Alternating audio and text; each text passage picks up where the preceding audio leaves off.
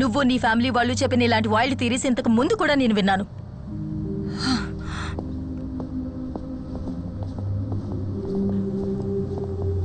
మీ మధ్య ఇంతకు ముందే పరిచయం ఉందా? చిన్న బంధం కూడా ఉంది. అకాడమీ నుంచి పాస్అవుట్ అయిన తర్వాతనే మా అన్నయ్యకి రితికాకి మ్యారేజ్ జరిగింది. రితికాకి తన జాబ్ మీద ఉన్న ఎక్కువ ఇంట్రెస్ట్ తప్ప వాళ్ళిద్దరి మధ్య ఎలాంటి గొడవ లేదు. వారిద్దరికీ నైనా కాకుండా ఇంకో బిడ్డ కూడా ఉంది. రితికాకున్న కేర్లెస్ వల్ల ఆ బిడ్డ చనిపోయింది. తరువాతి రోజుల గురించి చెప్పాలంటే భయంకరం. Arguments, fights, family courts, divorce. 6 ఏళ్ళు అయ్యింది. ఆ తర్వాత మా ఫ్యామిలీకి రితికకు ఎలాంటి బంధాలు లేకుండా పోయాయి. శ్యామ్, వీరు Abdul Wahab sir. Hello sir. Retired SP CBCID. నీకు ఇవ్వడానికి ఒక DNA శాంపిల్ తెచ్చారు. మన జాన్సన్ మర్డర్ గురించి తెలుసు కదా, దాంతో దీన్ని క్రాస్ చెక్ చేయాలి. షో.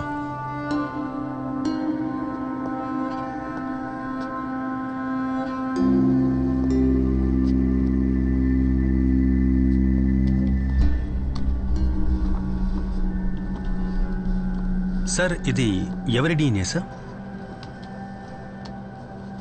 ఇది ఈ స్టేట్ క్రైమ్ బ్రాంచ్ చరిత్రలోనే మేము కోల్డ్ స్టోరీ చేసిన ఒక ప్రమాదకరమైన కేసును పట్టుకోవడానికి హెల్ప్ అయిన లీడ్ ఇది. రితికాకి తన కెరీర్లో ఫస్ట్ కేసు ఇది. నా రిటైర్మెంట్కి ముందు ఇదే ఆఖరి కేసు.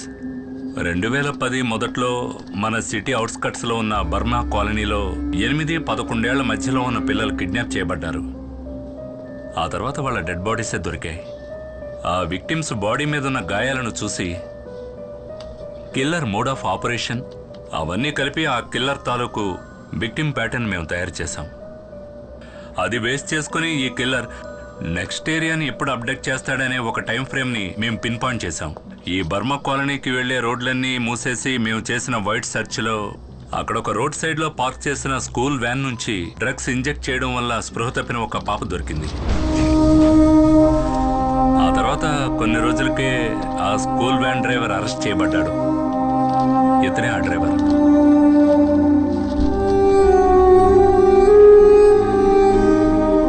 హుబైదా ఖాన్.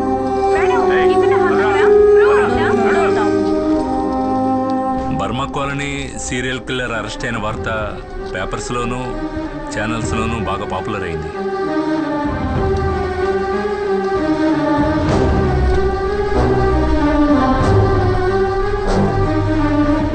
హుబైదా ఖాన్ అరెస్ట్ అయిన 2 నెలల తర్వాత మరో పాప కూడా చనిపోయింది.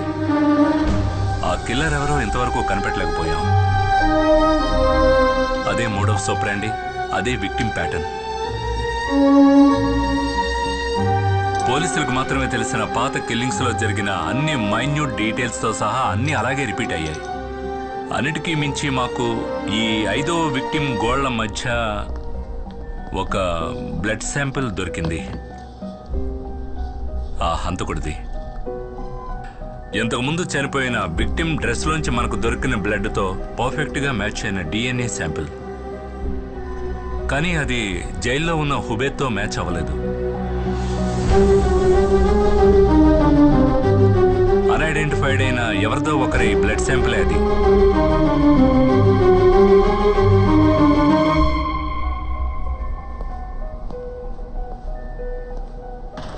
Okay madam. అదే లాస్ట్ అబ్డక్షన్. ఆ తర్వాత మళ్ళీ అలాంటిది జరగలేదు. But the message was loud and clear. మేము అరెస్ట్ చేసిన వాడు హంతకుడు కాదు. డిపార్ట్మెంట్కి అంతుపట్టని ఆ కిల్లర్ DNA ప్రొఫైల్ ఇప్పుడు నా దగ్గర ఉంది. I have run hundreds of DNA test. కానీ మన చట్టానికి ధర్మానికి బయట ఆ హంతకుడు ఇంకా బతికే ఉన్నాడు.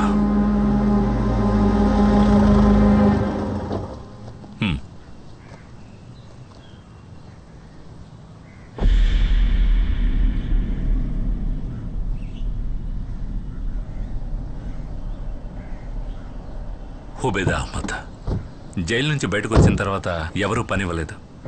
ఈ సమాజంలో ఒక హంతకుడిగా అతని మీద ముద్ర వేయబడింది. రిటైర్మెంట్ తర్వాత నా దగ్గరే పెట్టుకున్నాను. ఈ సంఘటనలన్నీ మా ఇద్దరిని కలిపేశాం, ఎప్పుడూ అంతులేని తీరని అన్వేషణలో.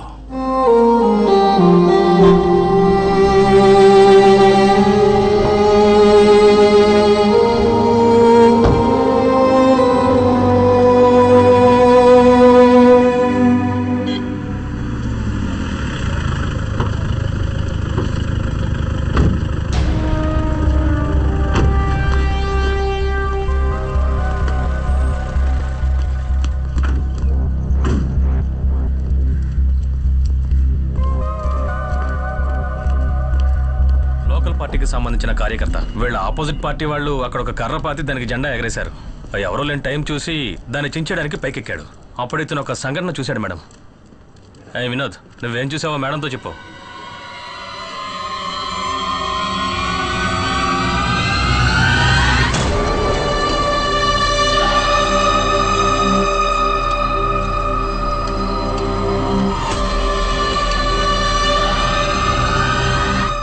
ఆ వ్యక్తి ఎలా ఉంటాడో నువ్వు కరెక్ట్గా చెప్పగలవా?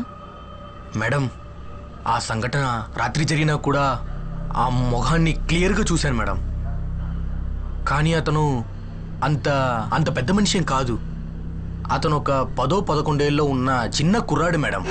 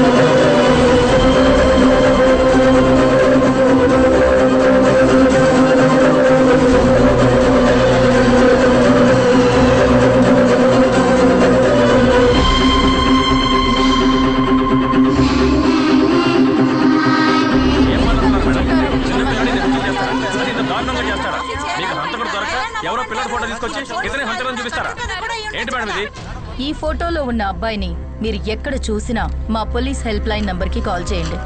ప్రెస్ మీట్ తర్వాత ఈ ఫోటో డిజిటల్ కాపీని అన్ని ఛానల్స్ కి పంపిస్తాను. Okay, that's all.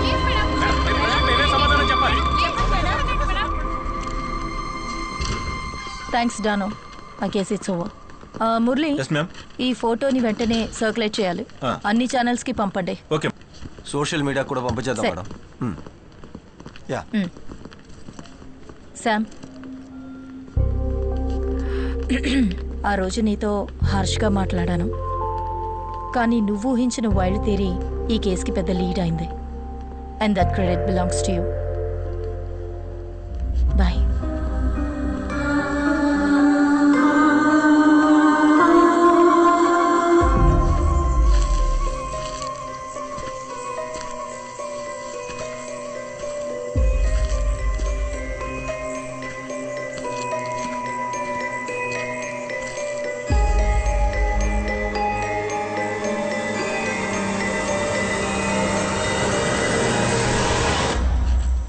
ఏంటి తల్లి ఒంటరిగా?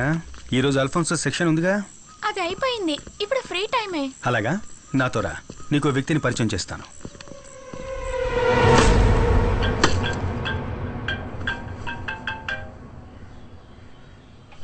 ఏంట్రా చెప్పు. మీ నాన్న అక్కడ చికెన్ ని పీస్ చేస్తున్నాడు. నాన్నకు హాయ్ చెప్పు. హాయ్. హాయ్ నైనా, హౌ ఆర్ యు? అవును, ఏం చేస్తున్నావు? ల్యామ్ బార్బెకోవా. ఆహా, బంగారం, నువ్వు డాడీని ఇంకా మర్చిపోలేదు కదా? చూడ్డానికి ఎలా ఉన్నాడు చూడు, జోకర్ లాగా. Hello doctor. యా వస్తున్నాను.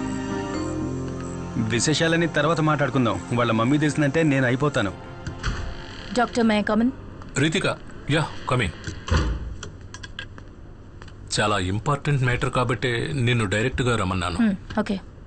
నిన్న మీరు రిలీజ్ చేసిన స్కెచ్కి సంబంధించి ఇన్ఫర్మేషన్ ఏమైనా దొరికిందా? No, not yet.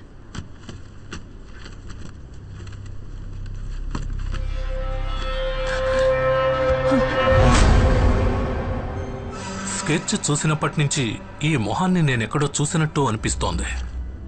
కొద్ది రోజులకు ముందు జువెనైల్ హోమ్ నుంచి ఈ అబ్బాయిని కౌన్సిలింగ్కి నా దగ్గరికి పంపారు. పేరు రూబెన్ ఎలిట్స్. ఇప్పుడు వీడు మిస్ అయ్యాడు. కొన్ని రోజులుగా నేను ఈ క్యాన్సర్ ట్రీట్మెంట్లో బిజీగా ఉండడం వల్ల వీడి కేసు రిఫర్ చేసి క్లినికల్ థెరపిస్ట్ డాక్టర్ జయకుమార్ దగ్గరకు పంపించాను. ఆయన ఇప్పుడు లీవ్లో ఉన్నారు.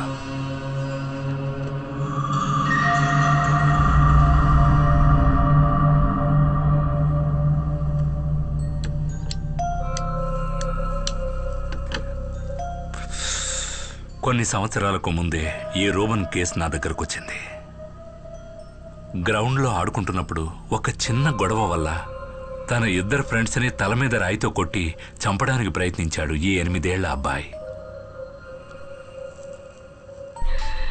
ఆ రోజే నేను వాడిని మొదటిసారిగా చూశాను.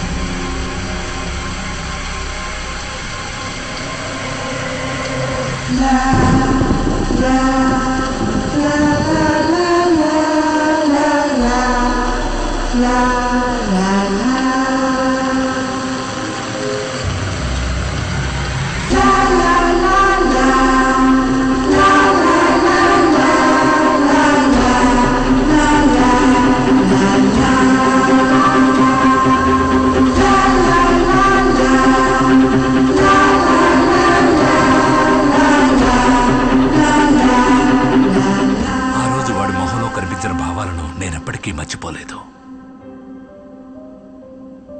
ఇక ఆలస్యం చేయకుండా I started therapy sessions.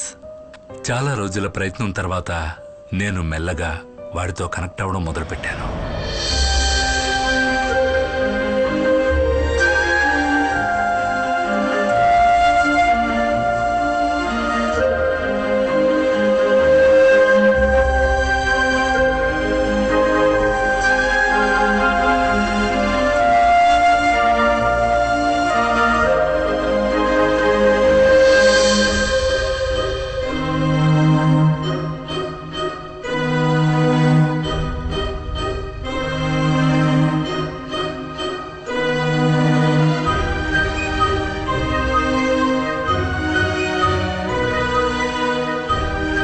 Because of my continuous appeal, juvenile home నుంచి నెలకు ఒకసారి వాడికి మా ఇంట్లో సూపర్వైజ్ చేయడానికి వాళ్ళు పర్మిషన్ ఇచ్చారు. కొన్నేళ్ల తర్వాత వాడు బాగా కోలుకున్నాడు.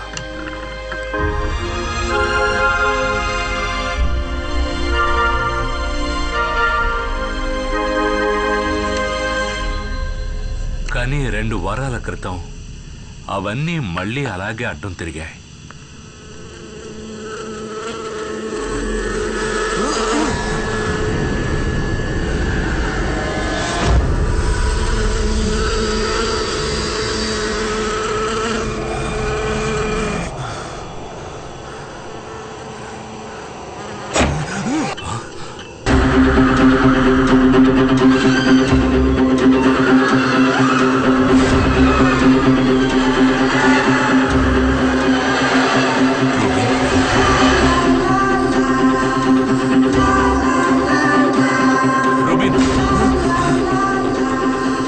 కొన్నేళ్ల క్రితం ఆ చిన్న కుర్రాడి కళ్ళల్లో నేను చూసిన ఆ ఘోరమైన భావాలను మళ్ళీ వాడి కళ్ళల్లో చూశాను.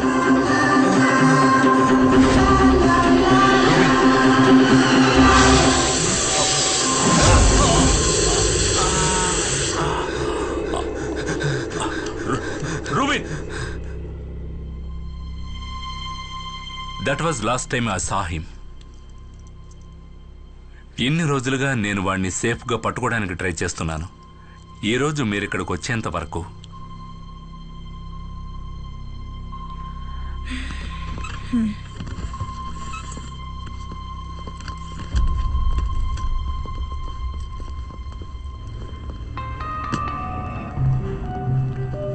శామ్, నీ చైల్డ్ కిల్లర్ థియరీని వ్యాలిడేట్ చేయడానికి ఇదొక్కటి సరిపోతుంది. వాడి పేరు డీటెయిల్స్ అన్నీ ఇప్పుడు మన దగ్గర ఉన్నాయి. No, I think it's just matter of time. ఎవరి సహాయం లేకుండా వీధిలో బతుకుతున్న ఒక కుర్రాడు మన ఎంటైర్ పోలీస్ ఫోర్స్ని మోసం చేసి దాక్కోలేడు.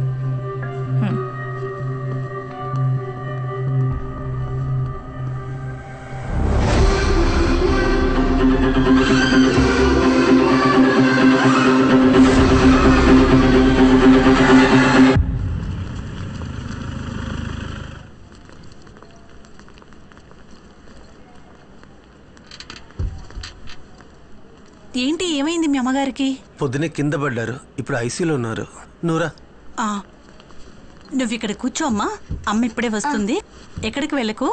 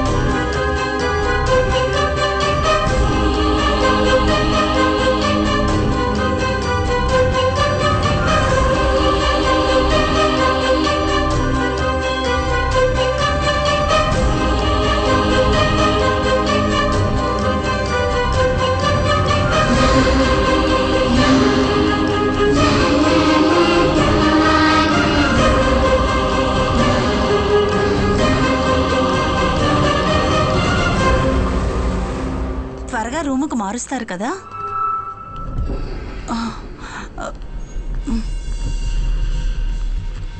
పాపా,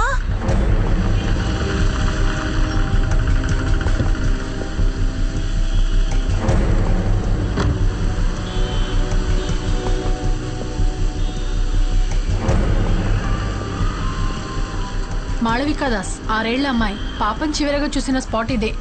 స్పాట్ని మనం సెక్యూర్ చేసేసాం. పాపని వెయిటింగ్ రూమ్లో కూర్చోబెట్టి వాళ్ళమ్మ ఐసీయూలో ఎవరినో కలవడానికి వెళ్ళినప్పుడే పాప మిస్ అయింది. హాస్పిటల్ క్యాంటీన్లో చాక్లెట్ తీసుకుని బయటకు వచ్చిన మాళవికా దాస్ మిస్ అయింది అప్రాక్సిమేట్లీ 12:30 మధ్యలో. తర్వాత మనకి వేస్ట్ బాస్కెట్ నుంచి ఈ హాస్పిటల్